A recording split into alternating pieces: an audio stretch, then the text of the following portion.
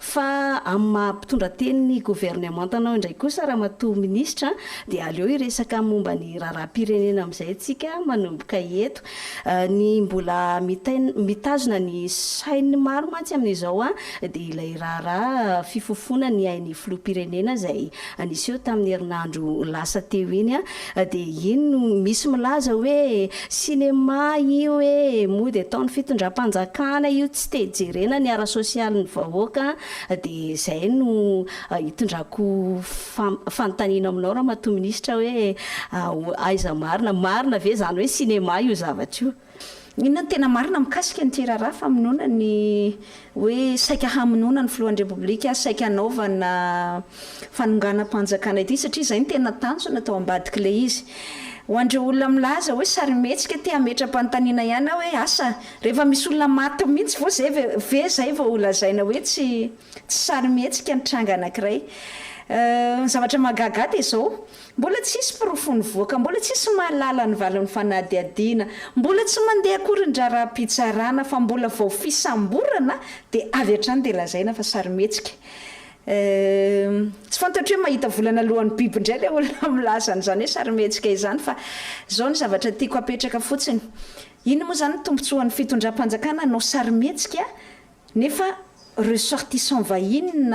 na olo-pirenena vahiny ny voakasika atao hoe atido aiahina ho atido anatin'le raharaha. Na i Paul Rafanoarana ane dia mitondra ny mizaka ny zoom-pirenena frantsay sy malagasy ilay teratany frantsay ilay olona anankiray voasambotra niaraka aminy ane dia teratany frantsay ilay hoe Philippe Marc François dia tsy azoko hoe anao sarimetsika ve ny fitondram-panjakana dia anao sarimetsika amina teratany frantsay izay mety hiteraka incident diplomatique goavana be. Tsy azoko hoe anao sarimetsika ve ny fitondram-panjakana frantsay dia ilalao ataontsika hoe fiainan'olona marobe satria misy zandary eo dia hiady amin'ny zandary zany anao sarimetsika misy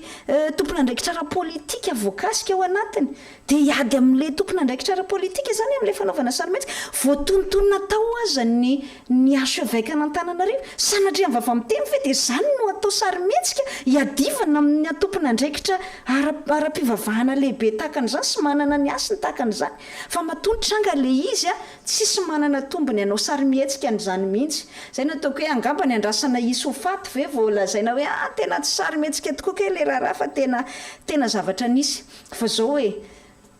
ahoana moa zany no amorona ny fitondram-panjakana pirofo ara-materialy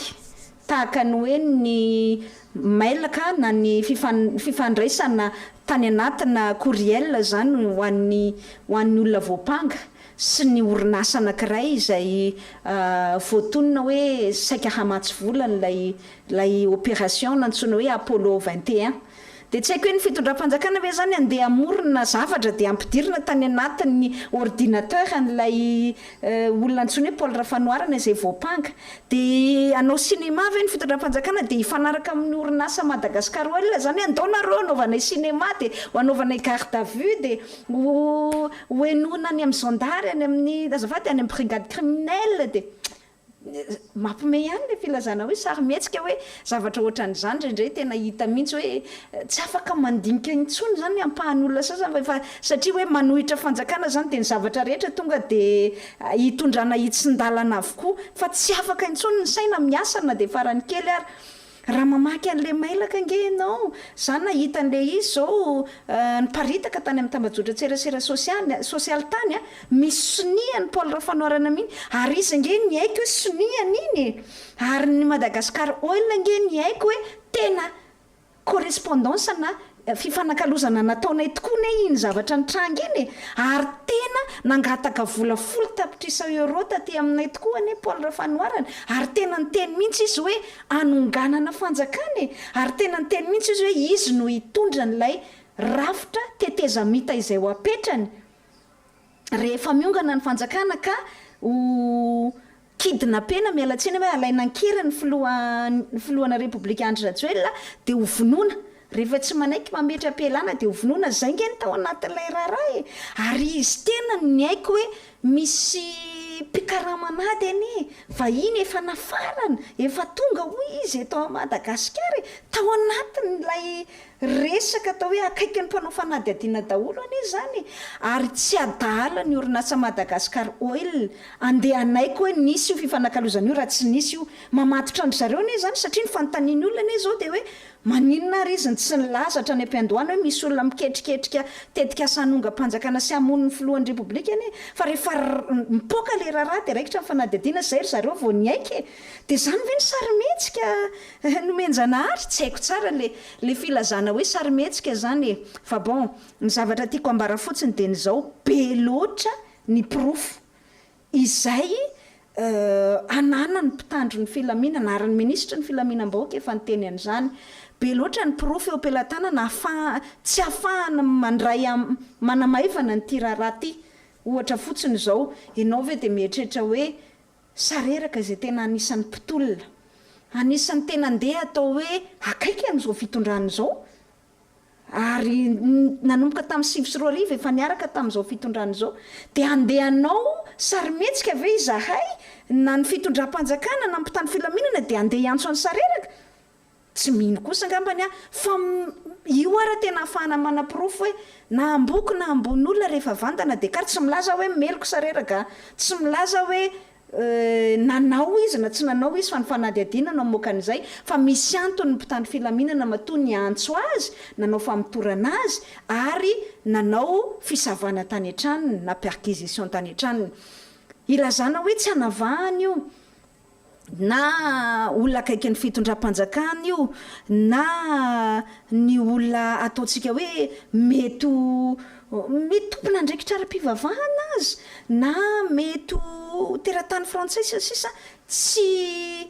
ataoko zany hoe tsy andehanana tsy hanana finiavana anao karazana sinema amin'izany mihitsy ny fitondram-panjakana misy amin'izao fotoana izao ary ny zava-dehibe indrindra hitako tany an-gazety zany tamin'ny omaly misy gazety vitsivitsy ny tenan'izany hoe efa nirosy tamina ina moa filazany aveu efa nirosy tamina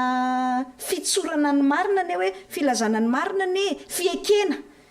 ilay ray tamin'ireo nanaovana fanadihadiana ireo de Andriamatoa Paul Rafanoarane za moa satria moa misy ilay hoe tsy ambaratelo ny famitorana secret de l'instruction tsy malala ny tena ao anatiny fa ny mpanao gazety manao fanadihadiana matoa manao fanadihadiana nahitan'izany hoe fa nisy aveu de tao anatin'ny aveu nanekeny an'izany rehetrarehetra zany hoe izy ny saika hitantana ny teteza mihita saika nisy mihitsy ny famonoana ny filoha saika misy mihitsy ny famonoana tompona ndraiky mpanjakana ambony vitsivitsy efatra na 5 izy zareo zay de fa nisy dingana maromaro nomanina sy ny sisa izany niaiky an'izany raha ny vaovao hitatsika fa tsy hoe zavatra ny firontsika izany ka zay rehetra izay ny tenenako hoe tsisy olona anao vazivazy trangazavatra tahaka an'izany satria gravy ane le izy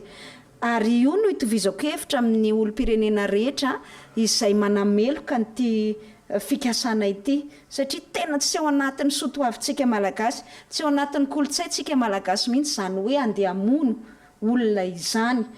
indrindra hoe amin'ny lafiny politika nge azo atao hoe ny tsy fitovizakevitra ara-politika nge tsy maintsy misy ianao manohitra za manohana na za manohitra ianao manohana lalàna ny demokrasia zany lalàna ny politika zany fa tsy tokony ho tonga kosa amin'ny hoe hifofony ainao fa manjary lasa efa mihoatra ny zay le ataoko hoe mihoatra ny sotoavina ary misy zavatra mba nampiavaka atsika malagasy foana tsy tokony ho tonga amin'izany zany tsika zany rehetrarehetra zany no hamezako azy angamba nomenjanahary vonjy-arso hoe everiko fa tsy de tena fijerena sy fandanjalanjana ny zava-misy ny fanamaivanana ny zany zava-misy zany areto tsika dia miarahaba amin'ny filohan'ny repoblika tsy maty foamanaina ary tena manameloka ny premier ministre lehibe ny gouvernement hoe fa niteny an'io tamin'ny anaranay mpikambana rehetra ao anaty gouvernement fa amafisiko zany zay hoe manameloka mihitsy ny herisetra ny politika atao anatina herisetra fa ny fanehokevitra ny ataontsika hoe ny lalao ara-demokratika mifanoeran-kevitra dia azo atao soamatsara. Indraindray raha mihoatra ny fefy efa manompa, indraindray efa manambany, indraindray efa ataontsika hoe manasoketa mihoatra ny zava-misy, manao diffamation, manala baraka. Fa ndeha atao hoe mbola lefitra ihany zay rehefa tsy manao herisetra ara-batana, fa ny herisetra ara-batana kosa tsy azo ekena na manahoana tsy fidifikevitra ka dia za manentana antsika olo-pirenena rehetra hoe amina trangan-javatra tahaka izao tsy misy firehana ara-politika, tsy jerena fitovinana, tsy fitovikevitra ara-politika, fa tokony miara-manameloka n'izany herisetra izany satria tsy ahasoa ny firenena mihitsy ny herisetra atao ho an'izany eto amin'ity firenentsika ity izany. Ie, tao anatin'izay fanazavana nentinao teo zay raha matoa ministra, efa niteny ianao hoe sareraka ohatra dia efa anisan'ny olona teo akaiky ny filohan'ny repoblika tamin'ny andro ny tetezamita, ary dia lazain'ny olona tahaka izany ihany koa Andriamatoa Paul Rafanoarana, marina tokoa ve zay? Tena soa ihany mihitsy ianao fa nametraka an'izay fanontaniana izay no mianjanahary vonjary soa satria mba mahagaga mihitsy no itenenana an'izay. Zany hoe ny personnalité ny olona antsoina hoe Paul Rafanoarana mihitsy no mety manahirana zany ny fijeriko azy satria za tamin'ny tetezamita dia conseillère spéciale ny filohan'ny repoblika ankehitriny, mbola filohan'ny fitondranavy ny tetezamita izy na niasa tety tamin'izany fotoana izany. Za conseillère officielle mihitsy voatendry tamin'ny alalan'ny didim-panjakana. Tadidiko fito ihany zay ny mpanolontsaina ny filohan'ny repoblika tamin'izany fotoana, mpanolontsaina ny PHT, président ny haute autorité de l'État, talohan'ny elako tao no tsy fidifikevitra tamin'ny filohan'ny repoblika ankehitriny, zany hoe filohan'ny tetezamita tamin'izany. Fa ireo olona fito ireo tsy tao anatiny Paul Rafanoarana. Za eto afaka milaza mihitsy hoe tsy mpanolontsaina ny filohan'ny tetezamita izany mihitsy Paul Rafanoarana. Ary everiko fa tsara toerana milaza an'izany satria tao ago talohan'ny taona 2024 izay ny elako no tsy fidifikevitra tamin'ny fitantanana tetezamita tamin'izany. Fa talohan'izay tena mpanolontsaina ary nanana ny lisitra ny mpanolontsaina, niasa tao Ambohitsirotra, niasa niaraka tamin'ny filohan'ny tetezamita tamin'izany, niasa niaraka tamin'ny vady ny filohan'ny tetezamita tamin'izany. Tsy mpanolontsaina velivelo ny filohan'ny tetezamita i Paul Rafanoarana fa nisy mpiara-miasa amin'ny filohan'ny repoblika tao akaiky azy, tsy tonanarana fa manjary manahirana fa zay olona zay zany ohatrany hoe nampidipiditra azy tany andapa tamin'izany fotoana izany dia lasa ohatrany hoe netiny zay ataoko hoe fifanakekezany tamina mpiara-miasa tamin'ny filohan'ny tetezamita izay nitondrany na nampiasany ny titre hoe mpanolontsaina izy fa tsy nisy nomination ary tsy mbola voatendry tamin'ny alalana didim-panjakana satria didim-panjakana décret no manendry ny mpiambana ao anatin'ny kabinetra ny filohan'ny repoblika zany dia tsy tao anatiny mihitsy izy zany. Takan'izany ihany koa no nahenoko tamina mpitondra fivavahana anankiray no hoe izy koa aza atao tsy ina moa izy teo tsy mpanolontsaina ny archevêque-n'Antananarivo zany araka ny voiziny. Izy zay moa tsy nisy démonté officiel fa mpitondra fivavahana anankiray zay ao anatin'ny fiangonana katolika no niresaka tamiko no niteny anahany zay hoe izy any ohatrany hoe olona akaiky ny archevêque fotsiny dia lasa nampiasainy ihany koa zany le fanakekezany tamin'ny archevêque nitenenany hoe izy mpanolontsaina ny archevêque. Zay mihitsy ve le karazan'le olona ohatrany hoe tia manao karazana famoronana zavatra tahakan'izany nefa mety ho zavatra tsy misy ny zavatra azoko ambara fotsiny dia ny hoe ray tsy mpanolontsaina ny filohan'ny tetezamita zany izy, roa tsy mbola nisy mihitsy resaka na indray mandeha azy hoe nanaovana entretien azy ka saika hanaovana azy premier ministre amin'izao fitondrana izao satria iny ihany koa ny zavatra namparitaka hoe pressenti PM hatramina mpanao gazety vahiny aza dia niteny an'izay hoe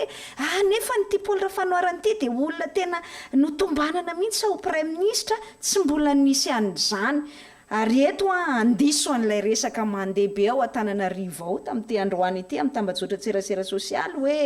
hoe nametra-pialana ho ny premier ministre lehibe ny gouvernement tsy atopiko, mbola tsisy an'izany resaka zany hatreto.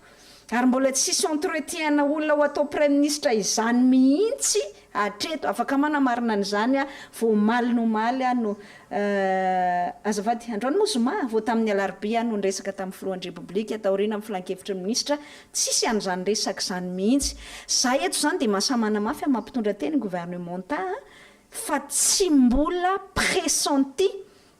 na ny tombatombanana ho premier ministre izany mihitsy ilay olona antsoina hoe Paul Rafanoarana fa diso mihitsy ianao manjery diso mihitsy le mpanao gazety vahiny hoe olona pressentisaka eo premier ministre ve dia natahorana dia nanaovana an'izay sarymihetsika izay dia hoy aho hoe tsy atompoko tsy mbola nisy an'izany resaka izany mihitsy na indray mandeha ary tsy mbola nisy ireo anarana verimberindreo fa mety le olona ihany no mandefa an'izany resaka izany ne mba ohatrany hoe afahany satria ny zavatra misy ane ka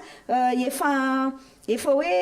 nikononkonona fananganana gouvernement mihitsy nga Paul Rafanoarana efa hoe niantso olona izy dia efa nanao entretien olona izy dia hoe enao ataoko ministre n'izao enao ataoko ministre n'izao enao ataoko ministre n'izao dia le olona antonony zany mety resahany hoe za pressenti ho premier ministre dia mino moa ny olona satria izy ohatrany hoe mana fifandraisana azy mana fifandraisana ro sisy fa ny tiako tenenina fotsiny hoe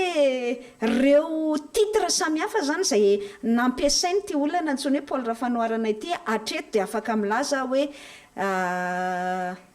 tombatomba natao an-tsainy taony tena marina fa tsy zavatra tena nisy akory. Fa anisany voatonontonona ao anatin'io raharaha io koa ary vao malomaly koa raha matoa ministra ny anarany archevêque-n'ny diocèse n'Antananarivo zany dia ny monseigneur Razanakolona ahoana koa ny azonao hitondrana fanazavana makasika izay. Tena tsara mihitsy nametrahanao ny fanontaniana ny monseigneur Razanakolona Odon Marie Arsène dia olona za manokana manana fifandraisana aminy ary olona anisany hoe ajaina izy amin'ny mampitondra fivavahana azy raha teo katolika. Ny zavatra tiako apetraka dia zao tsy hoe rehefa enona ianao dia meloka zay fa ny teny an'izay moa ny mpanao famitorana tsy hoe zany hoe nenony mpanao famitorana ny monseigneur Odon Marie Arsène Razanakolona dia meloka izy zay tsy fa ny antony enona azy dia satria no tonontonony ny Paul Rafanoarana imbetsaka izy raha nitatsika tany an-gazety zao dia nahita mihitsy tamin'ny gazety tsy tadidiko tsony la vérité ngamba na ohatran'izany tsy tadidiko raha amin'ireo gazety ireo nitonona mihitsy hoe ny ohatran'ny 10 mihitsy voatonona notonon'ny Paul Rafanoarana zany ohatrany hoe olona akaiky be azy ny monseigneur Odon Marie Arsène Razanakolona ary ny tenenany hoe talohan'izao raharaha rehetrarehetra zao dia nivory tany foana indroa intelo isan-kerinandro niara nivory tamin'ny monseigneur Razanakolona i Paul Rafanoarana ary izy raha teo moa raha mijery ny ataontsika hoe mialatsiny amin'ny teny vahiny profilany ianao amin'ny tambajotra tserasera ohatrany hoe LinkedIn Instagram ny sisa dia mampiasa mihitsy izy ny titre hoe conseiller de l'archevêque d'Antananarivo izy mampiasa an'izay zany io moa le niteneniko hoe misy pretra anankiray zay tafaresaka tamin'ny mpanao gazety omaly dia niteny hoe tsy misy an'izany fa za moa hoe tsy afaka namarina na andiso azy fa ny tiako tenenina zany dia hoe ny fifanakekezan'ny monseigneur Odon Marie Arsène Razanakolona tamin'ny Paul Rafanoarana nahatonga azy no enony ny mpanao famitorana amin'ny fanaovana famitorana zay moa dia tsy maintsy enona daholo ny ankolafy rehetra sao mba misy vaovao azo raisina zany na ataontsika hoe piste azo exploitena mba hivoahany marina izay nge ary za aza misaotra ny monseigneur Razanakolona satria tsy nandahany zay no enona izay izy dia tonga teny zay no hitako tamin'ny dépêche informative taratra omaly hoe tonga teny ny mpanao fanadihadiana nanantona azy zany nanantona ny birao anteny Andohalo dia naka feo azy zany ohatrany hoe nieno azy zany nakambavany azy zany hoe ahoana marina tena fandehany zay zavatra teniteneniny Paul Rafanoarana zay marina ve sa tsy satria nandritra ny fanadihadiana zany raha ny vaovao nivoaka an-gazety dia hoe tena matetika manao référence na ohatrany hoe mitonona ny monseigneur Odon Marie Arsène Razanakolona foana ty Paul Rafanoarana ity ohatrany hoe akaiky ny fiangonana katolika so ihany moa fa nisy ny cardinal tsara azany izay niteny mihitsy omaly raha niona tamin'ny filohan'ny repoblika tonga izy nanantitra ny fanohanany fiangonana zany ny ataontsika hoe tsy fisina herisetra filazan'ny fiangonana hoe manameloka amin'ny fisina herisetra izy manampy ny fitondram-panjakana izy milaza ny tsy mety izy milaza ny mety izy sy ny sisa de tao anatin'izany ny tenin'ny cardinal hoe ny fiangonana katolika tsy manana candidat atao premier ministre izany nefa io Paul Rafanoarana io de na nivoy foana nandritra ny fotoana lava hoe izy tena toanan'ny katolika ho premier ministre zay le hoe pressenti premier ministre ndresantsika mirahavavy teo dia izy ihany koa miteny hoe mpanolo-tsaina ny archevêque izy dia nilaza zany ny fiangonana katolika hoe zay tsy manana olona tafiditra amina raharaha tahakan'izany mihitsy tsy manao politika ny fiangonana tsy manolotra anarana olona ny fiangonana fa manohana no ataony de mitondram-bavaka dia milaza ny mety milaza ny tsy mety sy ny sisa ary nitondra ny teniny Vatican iraky ny Vatican zareo tonga tao zany hoe tiako apetraka tsy manana olana amin'ny fiangonana katolika mihitsy ny fitondrana misy ankehitriny atria zay ny zavatra ohatrany hoe nararotin'ny mpanohitra zany de hoe io de fa hiady amin'ny katolika indray tsy atao tsy miady amin'ny katolika tsy miady amin'ny monseigneur razanak'olona tsy miady amin'ny mpitondra fivavahana katolika mihitsy ny fitondram-panjakana fa fanadiadiana no nanery hoe ndao enona aloha ary nametrana fanontaniana mihitsy hoe hatraiza mety hatafiditra azy raha izay fitonontonona ny Paul Rafanoarana zay fa tsy midika zany hoe meloka izy tsy midika ihany koa zany hoe tonga de misy ady eo amin'ny hoe raikitra ny ady eo amin'ny katolika sy ny mpitondra fanjakana ankehitriny tsy marina zany fa ino hitantsika ino nanapirofo azy fa de zavatra tena mbola mirindra tsara sy manga ny lanitra ho ny fiteny eo amin'ny fifandraisan'ny katolika sy ny fitondram-panjakana misy amin'izao fotoana izao ny tiako apetraka fotsiny de ny hoe tsara foana ny atakaran'ny olona zany hoe laika ny fanjakana de tsy misy idirany mampitondra fivavahana mihitsy zany hoe tsy asiana resaka fiheverana fivavahana izany mihitsy fiheverana ny tokom-pivavahana mihitsy eo amin'ny fitantanana n'izany firenena izany ka ohatrany hoe amafazana tseroa hoe ny anina ny protestante de ny anina ny katolika ny antoko-pivavahana zao miaraka amin'ny antoko politika zao na tsy misy an'izany ary tsy tokony hisy an'izany mihitsy ary tsy tokony ho ampiasaina ny fivavahana na ny mpivavaka zany amin'izay lafo ny politika izay dia ny tiako apetraka ihany koa manararoatra kely tsy tokony ohatrany hoe voizina zany na roitina ilay hoe mialatsina zany hoe ny appartenance na ny maha tsy vata hoe appartenance amina corps anankiray zany ohatra hoe any anatina fivavahana gendarme miaramila akaiky ny fitondrana mpitsara sy ny sisa satria tsy misy olona ambony lalànany de tsy tokony ampiasaina zany ohatrany hoe roitana hoe tsy tokony ho azo atao fanadiadiana satria izao na izao na izao le appartenance amina corps anankiray zany tsy tokony anakana fanadiadiana satria na iza zao aza raha mila enona de tokony ho enona fa tsy hoe ministra ve de ho enona fa tsy hoe mpitondra fivavahana ve de ho enona tsy hoe satria sareraka ve de tsy ho enona azo enona daholo fa averiko indray mandeha ny teniko teo tsy midika izany fa meloka izay enona ao anatin'ny fanaovana famitorana mazava ngamba n'izay resaka izay mba tsy isiana ohatrany hoe inina roitina makaty ny resaka fa zao ny za de mitovy hevitra amin'ny misy an'le hoe groupena expert nationaux izay niteny tamin'ny omaly hoe tokony mba atao hitany be sy ny maro ny tena raharaha-pitsarana rehefa tonga zany raharaha-pitsarana zany de mba mahita ny tena mariny eo ny olona rehetra zany fa tsy afenimpenina le zavatra Ie, raha mato ministra efa nitondranao fanazavana teo ihany mahakasika ny hoe tsy mahasinema nyty raharaha zay nifofona ny Ain'Ny Filoha Pirenena ity fa mbola tiako apetraka aminao ndray mandeha hitondranao fanazavana hatrany hoe ny fiheveran'ny olona fa ataony fanjakana mialatsiny amin'ny teny vahiny hoe ataonareo diversion lay raharaha ialanareo amin'ny sosialim-bahoaka ohatra inona no azonao anazavana zay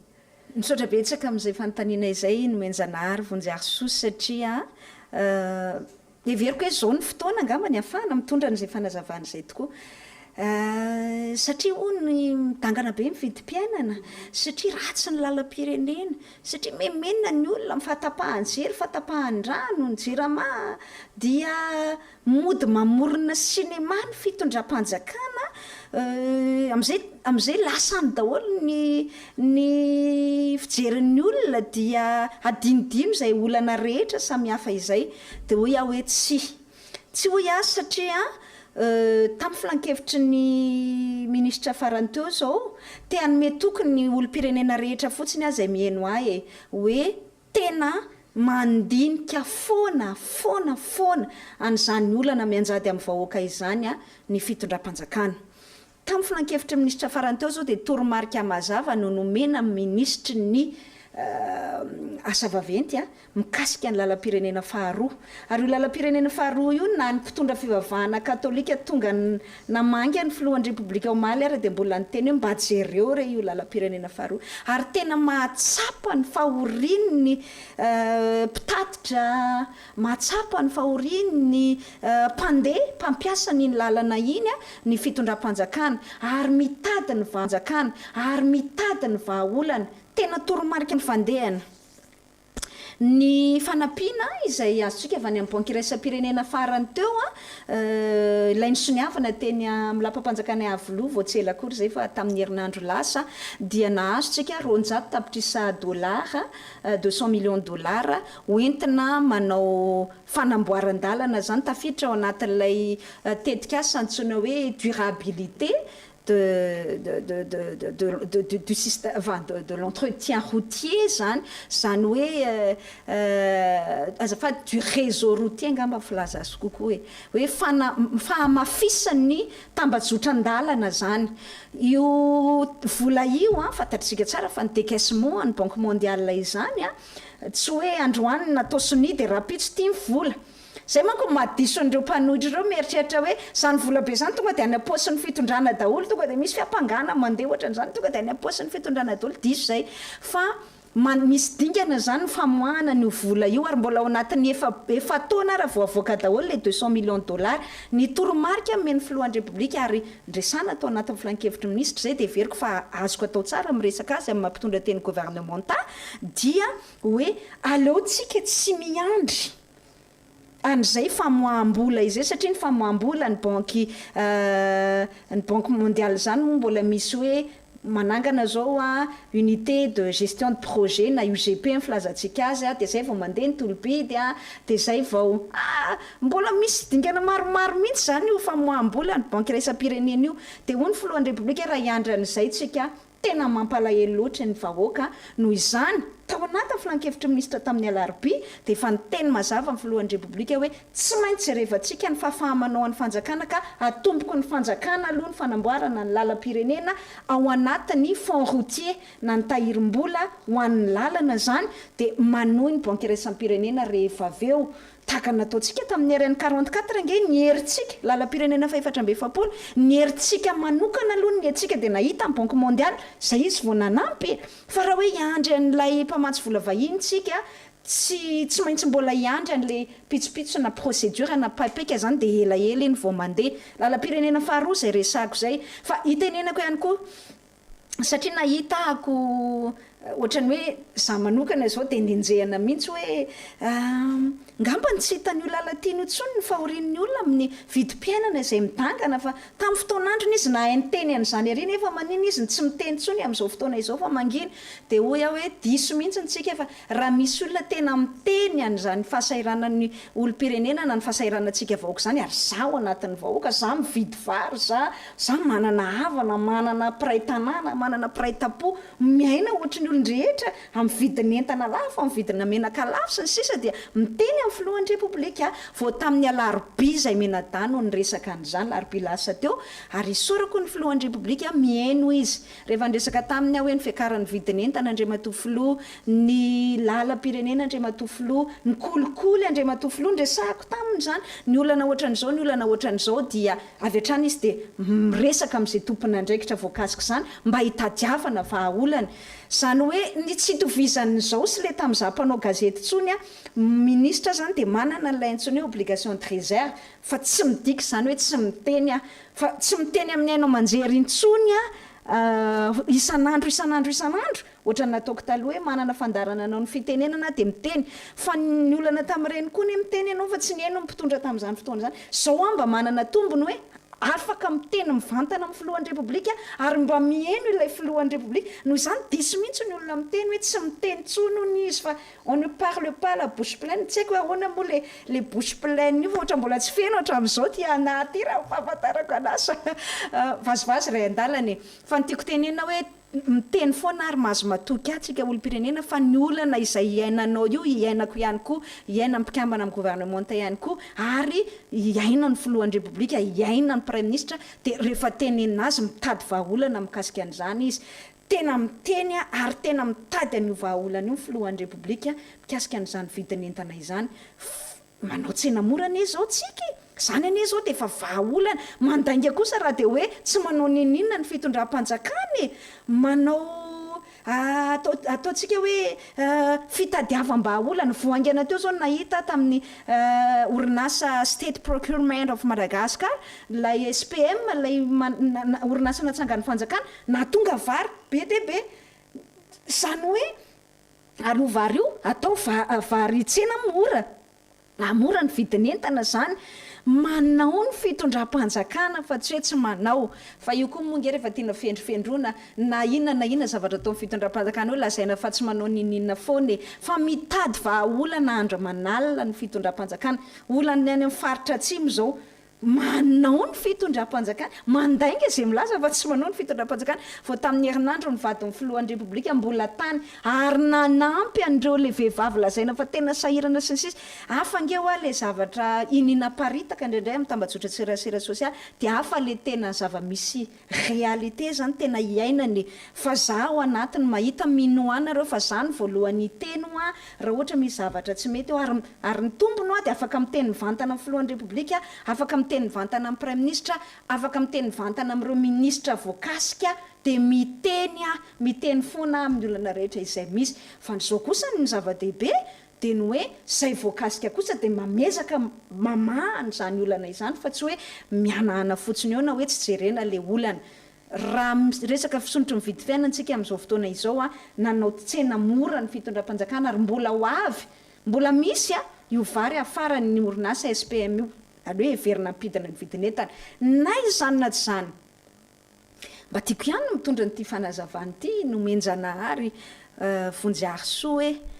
ny zava-misy amin'izao fotoana izao ne tsy mitovy amin'ny zavatra misy tamin'ny taona 1924, 1924 izay nampimenimena ny tena. Amin'ny mampanao gazety ny tena dia menimena hoe lafo mividim-piainana, misy foana ny délestage tamin'izany, tapaka ny jiro, tapaka ny rano. Fa ny amin'izao fotoana izao ne tsika anatina krizy ara-pahasalamana izay aza donoina fa manerana n'izao tontolo izao ne sahirana daholo amin'ny vidim-piainana, tsy tsika rery ane io e. Ny resaka fitaterana fotsiny zao noho ny confinement dia tsy nisy ny sambo, tsy nisy an'ireny bateau flottant reny, fa ny vary ohatra hoe ny firenena mpamokatra vary Malaisie, Singapour sy ny sisa any Indonésie ihany saika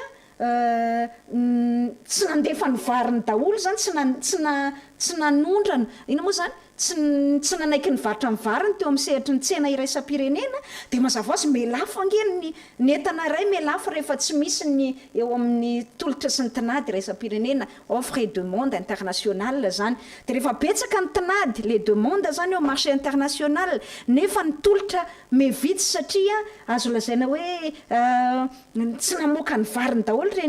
reny firenena mpamokatra ny ivelan-dreny. Mazava azy midangana ange ny vidiny. Ny transport na io lalana ratsy io fotsiny ange dia efa mampiakatra ny vidin'entana. Ny transport amintsika mbola mihidy dia aza donoina fa mampiakatra vidin'entana daholo zany. Ohatra zany hoe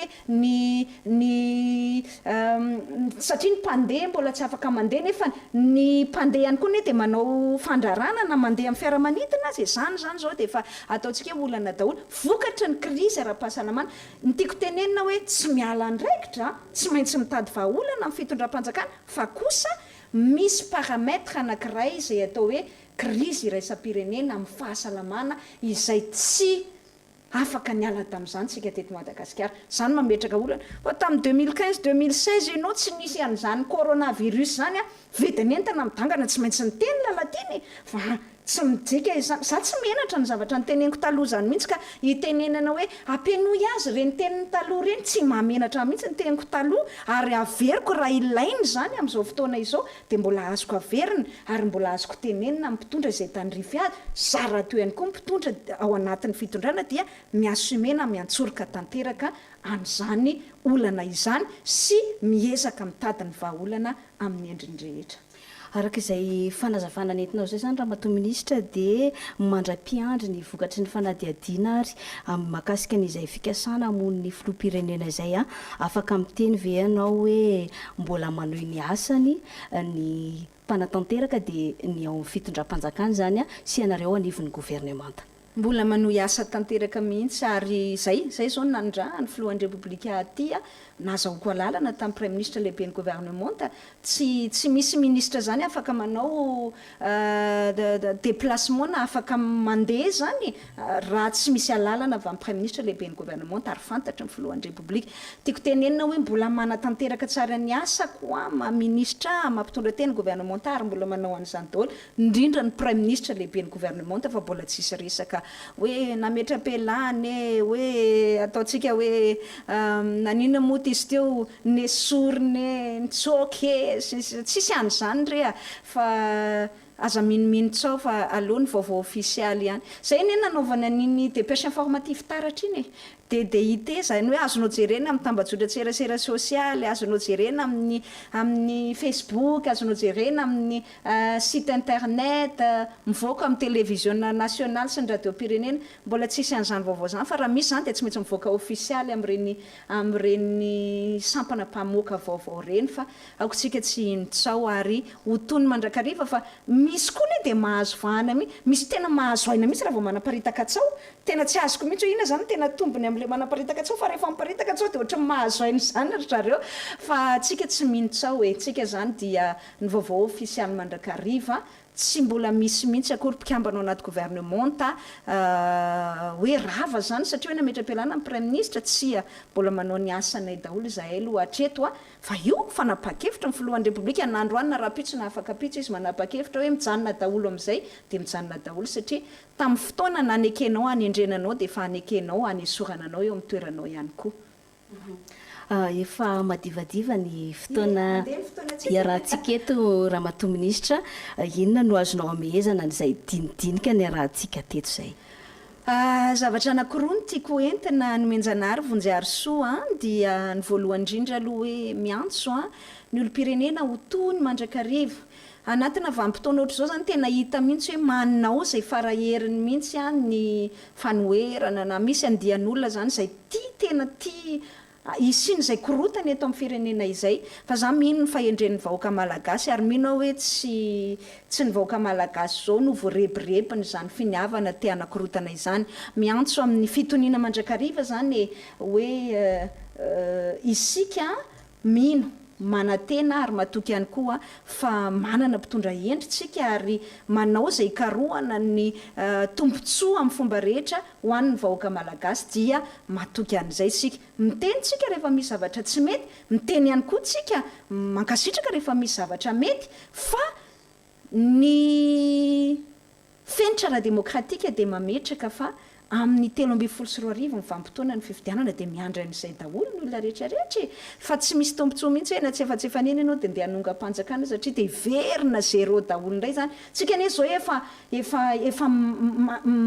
mirosoko tsikelikely marina fa mety hoe tsy ho hita taratra tsy ampahitanana zao de zao ny asa fampandrosoana sy lay ataontsika hoe émergence velirano nampanantenan'ny filohan'ny repoblika fa mandainga kosa raha ilaza fa mitovy amin'ny zava-nisy tamin'ny 2019 ny zava-misy amin'izao fotoana izao raha ny fivoarana hita za zao mandeha de mahita ny toby famatsiana rano ho an'ireo sehatra menimena tsisy rano nandritra ny vanim-potoana ela efa manana an'izany amin'izao fotoana izao ohatra fotsiny zany tany saiko zany efa ireo foto-dravitra sa marobe natsangana tsy diso anjara amin'izany tsika ato amin'ny serasera sy ny kolotsaina ny famahana ny olana mba andeha ataontsika hoe hanamaivanana n'izany andavanandrom-piainany vahoaka izany manao an'izany ny fitondram-panjakana ary mitady ny vahaolana rehetra fa zao 3 ihany no tapitra ny fehim-potoam-piasan'ny filohan'ny repoblika dia amin'ny 3 izy zany tsaraintsika amin'ny alalan'ny